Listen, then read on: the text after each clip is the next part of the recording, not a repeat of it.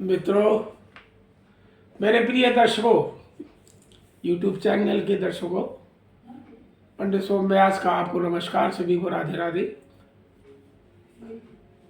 मैं आज आपके सामने एक वीडियो लाया जिसमें हम कुंडली के एक बहुत ही महत्वपूर्ण योग के बारे में आपसे चर्चा कर रहे हैं। ज़्यादातर जब लोग कुंडली दिखाने जाते हैं तो पंडित जी कहते हैं कि साहब आपके लड़का या लड़की की कुंडली में विषयोग है, और विषयोग होने से जातक चाहे लड़का या लड़की हो, उसके व्यवहार में, आचरण में, एटीट्यूड में बहुत फर्क पड़ जाता है। तो ये विषयोग होता क्या है और ऐसे जातकों के स्वभाव में क्या परेशानियां होती, क्या अच्छाइयां होती हैं। विष का मतलब जहर और योग का मतलब दो लोगों के मिलके, दो चीज़ों से संबंध से योग माने जोड़। अब यहाँ हमारे यहाँ दो ग्रह ऐसे हैं जो विष योग का निर्माण करते हैं। एक तो चंद्रमा है। चंद्रमा को हमारे यहाँ ज्योतिष में मन और मस्तिष्क का कारक, मनसो जायते, चंद्रमा मन और मस्तिष्क का कारक माना गया है। चंद्रमा माता का भी कारक माना गया है। दूसरा हमारे यहाँ जो ग्रह है वो शनि है। शनि को ज्योतिष में एक अन्य ग्रह कहा गया है, और शनि न्यायाधीश है, धीरे धीरे चलने वाले ग्रह है। एक राशि में 2.5 वर्ष तक सबसे ज़्यादा यही रहते हैं। शनि के बारे में ज्योतिष में कहा गया है कि शनि अंधे हैं, काने हैं, बहरे हैं, गूंगे हैं, और शनि की सबसे बड़े शत्रु जो है वो अपने स्वयं के पिता सूर्य ही है। तो शनि और चंद्रमा ये दो ग्रह ऐसे हैं कि जो इनका दृष्टि संबंध अगर हो जाए या इनकी युति हो जाए कुंडली में कहीं पे भी, तो ये क्या करते हैं, विष योग का निर्माण करते हैं। अब विष योग में क्या होता क्या है? विष योग का सबसे बड़ा चीज ये है कि विष योग जिसकी कुंडली में लड़का या लड़की के में विष योग होगा तो उसका अपना ही मित्र, भाई बहन या परिवार का कोई भी सदस्य या कोई भी नजदीकी रिश्तेदार उससे विश्वासघात करेगा। ऐसे जातक जो है को नींद कम आती है, उनको मानसिक बीमारी हो जाती है। तीसरा, ऐसे जातकों को कभी कभी शल्य चिकित्सा की करवानी पड़ती है।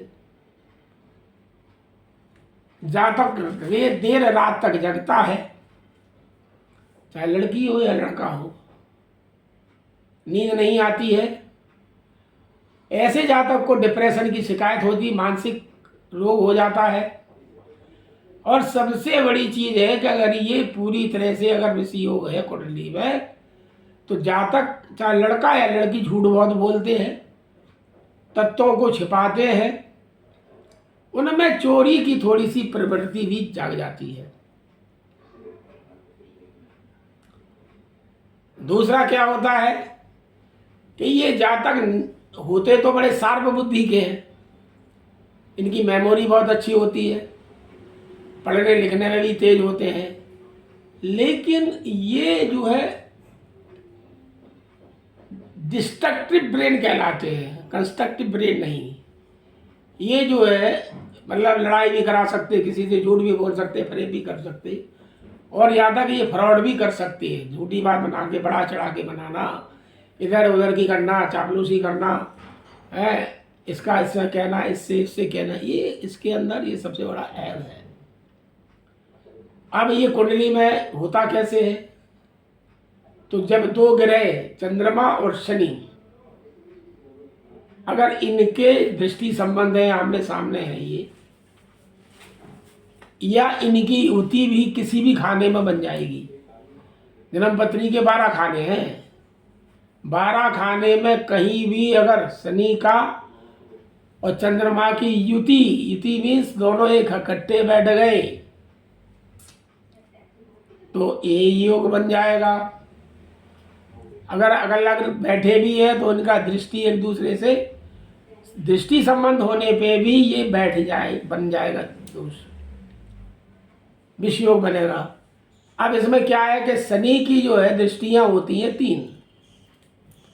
एक तो तीसरी दृष्टि से जहाँ बैठेगा अपनी तीसरी दृष्टि से देखेगा, दूसरी उसकी 7वीं दृष्टि पूर्ण दृष्टि कहलाती है, और तीसरी दृष्टि दशम दृष्टि कहलाती है।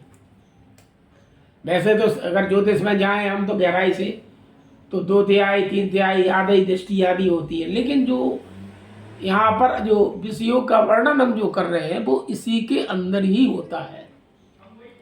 तो मैंने कुंडली में एक आपको दिखाया कि शनि और चंद्रमा पहले घर में बैठे हैं और दूसरे घर में चंद्रमा बैठा है, पहले घर में शनि बैठे हैं। तो देखिए यहाँ शनि का और चंद्रमा का आपस में बिल्कुल सीधा सीधा सब सप्ताह जो है संबंध बन गया। दूसरी अगर देखें तो चंद्रमा तीसरे भाव में है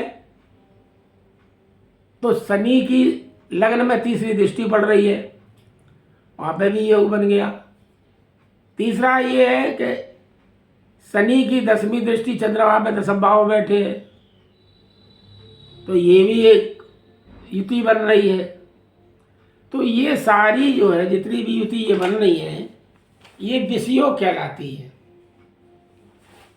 अब इनमें क्या है, अगर यही योग कुंडली के अगर 12वें भाव में अगर चंद्रमा का शनि का बन गया तो 12वां भाव में नाश भाव का होता, बहुत ही खतरनाक योग होता है। फिर ये अगर ये अष्टम भाव में शनि चंद्र हो गया तो अष्टम भाव हमारे यहाँ मृत्यु का भाव है। 6ठे भाव में अगर ये शनि चंद्र की दृष्टि संबंधी या युति हो गई तो ये रोग भाव है। तो ऐसे करके ये जातक को कहीं ना कहीं चंद्रमा इसमें बहुत कमजोर हो जाता है, और चंद्रमा जब कमजोर हो गया तो चंद्रमा ही मनोमस्तिष्क का कारक है।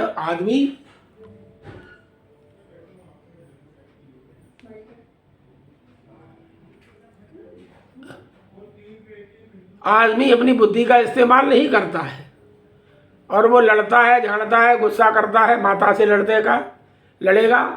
और सबसे बड़ी चीज ये है इस कुंडली में कि ऐसे जातक चाहे लड़का हो या लड़की हो बहुत अर्ली एज में प्रेम प्रसंग में पड़ जाते हैं, लव में पड़ जाएंगे, प्यार करने लगे, एक से नहीं 2 से 3 से किसी से। तो ये इस कुंडली की सबसे बड़ी खराबी है।